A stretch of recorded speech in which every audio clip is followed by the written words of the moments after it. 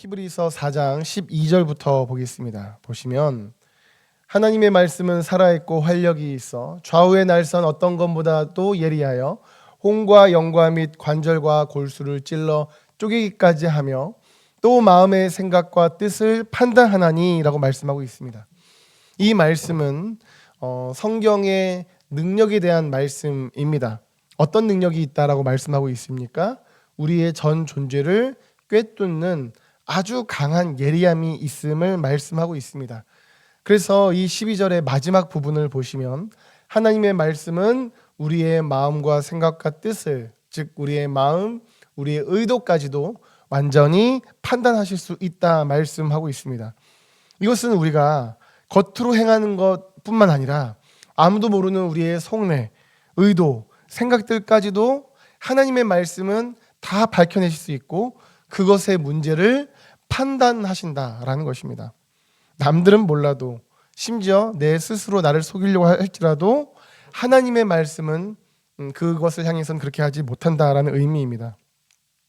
그렇다면 어떻게 해서 우리의 깊은 마음까지도 하나님의 말씀은 다 밝혀내고 판단할 수 있는가? 그것은 12절 전반에 나온 것처럼 말씀이 살아있고 활력이 있고 굉장히 예리하고 찔러 쪼개기까지 하는 능력이 있기 때문입니다. 그래서 하나님의 말씀 앞에서는 이 자신의 모든 마음들이, 모든 생각들이, 이 모든 모습들이 숨김없이 다 드러나게 되어 있습니다. 그래서 이어지는 말씀을 보시면 13절입니다. 지으신 것이 하나도 그 앞에 나타나지 않음이 없고 우리의 결산을 받으실 이의 눈앞에 만물이 벌거벗은 것 같이 드러나느니라. 아멘. 하나님 앞에서는 그 어떤 피조물도 다 드러나게 되어 있습니다. 숨겨질 수가 없습니다. 완전히 다 하나님 앞에서는 드러납니다. 이처럼 하나님의 말씀은 12절과 같이 사람의 깊숙한 곳까지 다 판단하실 수 있는 능력이 있기 때문에 하나님께서는 13절 말씀과 같이 사람의 모든 생각, 모습을 다 아시고 보고 계십니다. 자, 그렇다면 이렇게 사람의 생각, 사람의 모든 것을 다 아시는 하나님께서는 이러한 사람에 대해서 어떻게 반응하실까요? 생각해 보시면 하나님은 거룩하신 분이십니다. 그런데 사람은 그와 반대로 죄성이 있습니다. 그래서 거룩하신 분이 우리를 깊이 들여다보면 우리 안에 있는 깊이 숨겨져 있는 죄들, 수많은 죄들을 발견하게 되실 것입니다. 성경은 말씀하죠. 로마서 3장 10절 기록된 바 의인은 없나니 하나도 없으며, 즉 마음에 죄가 없는 사람이 없다라는 말씀입니다. 게다가 성경은 만물보다 거짓되고 부패한 것이 사람의 마음이라고 말씀하죠. 예레미야서 17장 9절 만물보다 거짓되고 심히 부패한 것은 마음이라 누가 능히 이를 알리오마는. 즉 사람은 이처럼 굉장히 지독한 죄인입니다. 근데 하나님은 거룩하세요. 그 거룩하신 하나님이 이 지독한 죄인된 우리의 마음 깊은 곳을 보신다면 어떠하시겠냐라는 것이죠. 이렇게 강한 죄를 보실 때 사람의 죄 앞에서 하나님의 반응은 무엇이었습니까? 너희 속을 보니 더럽다. 너희들 다 빨리 지옥 가라 라고 하셨습니까? 그렇지 않으셨죠. 우리를 구원하시기 위해서 십자가 보혈의 은혜를 주셨습니다. 그래서 이 말씀을 보시면 로마서 3장 23절 모든 사람이 죄를 범하였음에 하나님의 영광에 이르지 못하더니. 모든 사람이 죄인입니다. 의인은 없나니 한 명도 없습니다. 그래서 다 죄를 범해서 하나님의 영광에 그 누구도 이르지 못합니다. 거룩하신 하나님과 함께 할 수 없게 되었고 영원한 지옥에 가게 되었습니다. 이 상황 속에서 이 죄덩어리인 우리에 대한 하나님의 반응은 그들을 지옥에서 건지는 그 길인 예수 그리스도를 보내신 것이었죠. 그래서 24절, 23절이 우리의 모습이라면 24절은 그에 대한 하나님의 반응인 것이에요. 그리스도 예수 안에 있는 속량으로 말미암아 하나님의 은혜로 값없이 의롭다 하심을 얻은 자 되었느니라. 하나님이 어떻게 반응하셨습니까? 은혜를 베풀어 주셨습니다. 어떻게 해요? 그리스도 예수 안에서 예수님의 십자가로 말미암아 속량, 죄 없음이라는 은혜를 주셨습니다. 그래서 어떤 값을 치른 것이 아니라 예수님께서 대신 죄의 값을 치르시고 그것을 그 죄인이 믿으면 죄가 없어지는 속량을, 그래서 예수 안에 있는 속량을 하나님께서 주셨습니다. 그것을 믿기만 하면 받기 때문에 값없이 의롭다함을 얻었다라고 말씀하는 것입니다. 이것이 바로 23절 사람의 죄에 대한 24절 하나님의 반응이었습니다. 우리의 죄를 보신 하나님의 반응은 바로 이것이었습니다. 사실 이것은 오늘 본문도 마찬가지입니다. 오늘 본문 앞인 히브리서 4장 12절 13절은 어떤 말씀이었습니까? 방금 전에 살펴본 것처럼 말씀은 다 꿰뚫는다. 정말 속 안에 있는 깊은 곳까지 다 말씀은 판단한다. 판단이 뭡니까? 결국은 무엇은 죄다, 무엇은 죄가 아니다 드러난다라는 것이죠. 그것을 알게 하시는, 왜? 하나님께서는 능력이 있으신 분이기 때문에요. 그런데 이렇게 모든 사람이 죄인이고 하나님께서는 그 모든 것을 아시는 그분께서는 그에 대한 반응으로 어떻게 하셨는가? 로마서 3장의 말씀과 같이 우리의 죄를 사하시기 위해서 예수님이라는 그 놀라운 십자가 은혜를 허락하셨다라는 것입니다. 본문 14절이 그래서 이렇게 나오는 겁니다. 그러므로 우리에게 큰 대제사장이 계시니 승천하신 이 곧 하나님의 아들 예수시라. 우리가 믿는 도리를 굳게 잡을지어다. 아멘. 그러므로라고 빨간색 되어 있죠. 이것은 앞의 말씀과 연결된다라는 것이죠. 앞의 말씀이 뭐였습니까? 하나님은 다 하신다. 우리 속 안에 있는 것 다 하신다라는 것이었죠. 우리 안에 있는 죄 다 하신다라는 것이죠. 그런데 이렇게 죄를 다 보신 하나님께서는 그러므로 어떻게 반응하셨는가? 자, 다 지옥 가라 하신 것이 아니라 큰 대제사장, 즉 예수님을 우리에게 허락하심으로 구원의 길을 내셨습니다. 이것이 우리의 죄에 대한 하나님의 반응입니다. 이것은요, 마치 율법주의적인 하나님처럼 묘사되는 구약성경. 그러니까 어떤 분들은 구약성경에서 하나님이 율법주의적이신 거 아니냐라고 하지만 사실은 그 구약성경 제일 첫 번째 범죄했을 때 사실 어떤 모습이었습니까? 아담과 하와가 하나님 말씀 불순종하여서 선과 악을 알게 하는 나무의 열매를 먹었죠.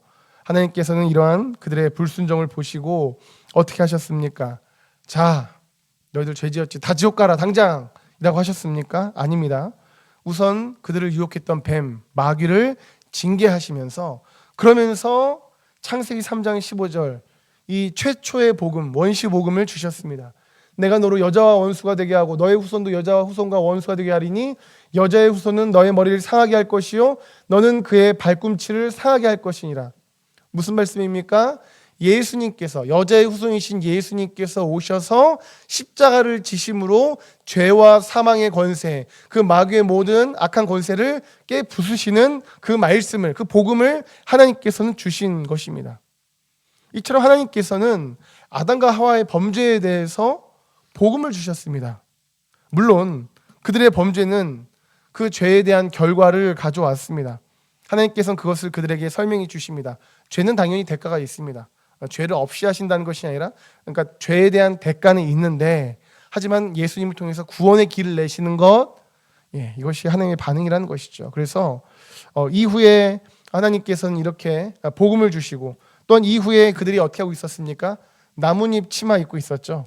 그러한 그들에게 하나님께서는 가죽옷을 지어 입혀주십니다. 여호와 하나님이 아담과 그의 아내를 위하여 가죽옷을 지어 입히시니라. 나뭇잎은 금방 마르죠. 하지만 가죽옷은 그렇지 않습니다. 하나님께서 그들을 향한 사랑이 묻어나오는 장면입니다. 이러한 아담과 하와의 범죄에 대한 하나님의 반응을 보니까 하나님께서 율법주의적이신 분이십니까? 그렇지 않습니다. 물론 죄를 용납하시는 분은 아니십니다. 그래서 죄에 대한 징계가 없도록 하셨던 것은 아닙니다. 하나님께서는 변함이 없으시고 거짓말하지 않으시는 분이시기 때문에 이미 하나님께서 말씀하셨던 것처럼 아담과 하와의 범죄는 분명히 그 결과를 가져왔습니다. 하지만 그 상황 속에서 그대로 그들을 그냥 내버려 두신 것이 아니라, 그 지옥으로 그냥 가도록 내버려 두신 것이 아니라, 하나님께서는 예수님을 통해서 구원의 길을 내셨다라는 것이죠. 그들을 사랑하시고 긍휼히 여기셨다. 이것이 바로 범죄했을 때의 하나님의 반응이었습니다. 그래서 우리 죄를 보신 하나님, 히브리서 4장 12절과 13절과 같이 우리의 죄를 다 보신 하나님께서는 어떻게 하셨다고요? 큰 대제사장이신 예수님을 우리에게 허락하여 주셨습니다. 구원의 길을 열어주셨어요. 그리고 나서 이어진 말씀을 보시면 이 대제사장이신 예수님께서는 연약한 우리를 완전히 공감하시되 동시에 죄는 없는 분이라고 말씀하십니다. 15절 우리에게 있는 대제사장은 우리의 연약함을 동정하지 못하실 이가 아니요 모든 일에 우리와 똑같이 시험을 받으신 이로되 죄는 없으시니라. 아멘. 여기서는 예수님에 대해서 두 가지를 말씀을 하고 있습니다. 첫 번째는 빨간색 부분에서 보실 수 있는 것처럼 예수님은 우리의 연약함을 완전히 이해하시고 동정하실 수 있는 분이라는 겁니다. 왜냐하면 예수님께서는 완전한 하나님이셨지만 동시에 완전한 사람이셨거든요. 우리와 똑같은 사람이셔서 시험을 받으셨습니다. 그렇기에 똑같은 연약함을 완전한 사람이 되셨기 때문에 우리를 완전히 공감하실 수 있는 분이십니다. 사람의 아픔과 고통에 대해서 이해 못하고 공감 못하는 분이 아니시라는 것이죠. 두 번째는 죄는 없으시다라는 겁니다. 두 번 이렇게 완전히 공감하실 수 있는 분이시지만 그렇다고 해서 죄가 있는 분은 아닙니다. 이 죄가 없다라는 것은요, 결론적으로는 죄가 없다는 것이 결론적으로는 이 능력에 대한 걸 의미합니다. 구원할 능력이 있으신 분이라는 것을 의미합니다. 왜냐하면 생각해 보시면 예수님께서 죄가 있다면 어떻게 다른 사람의 죄를 해결하실 수 있겠습니까? 예수님께서는 완전한 사람이셨지만 그렇다고 해서 죄가 있는 존재는 아니셨습니다. 게다가 이 죄가 없다라는 것은 사실은 하나님의 아들임도 드러내는 것입니다. 사람의 자녀가 사람이고 고양이의 새끼가 고양이인 것처럼 하나님의 아들은 하나님이시라는 뜻입니다. 예수님께서 죄가 없으신 것은 예수님께서 완전한 사람이시지만 동시에 완전한 하나님이시라는 것을 의미합니다.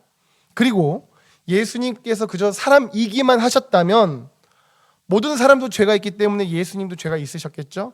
하지만 예수님은 죄가 없다라는 것은 그분이 사람이지만 동시에 완전한 하나님이심을 의미하는 것이에요.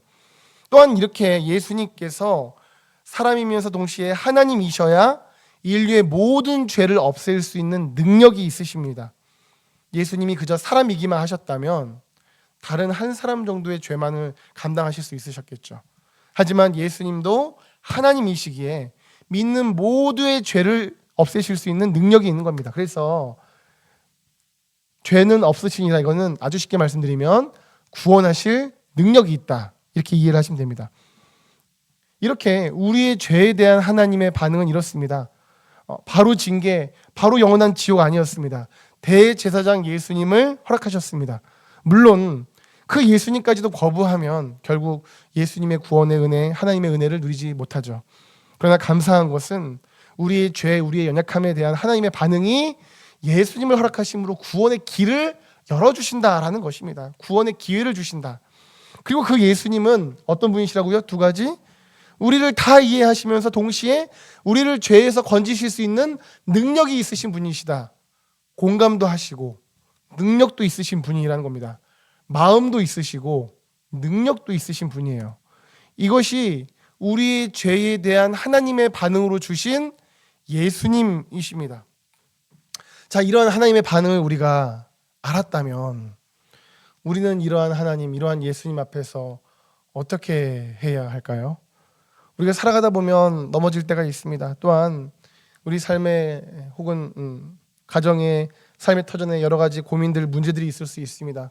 때때로 우리의 마음 가운데 여러 죄악들이 우리를 흔들려고 할 때도 있을 수 있습니다. 이럴 때 우리는 어떻게 해야 되냐라는 것이죠.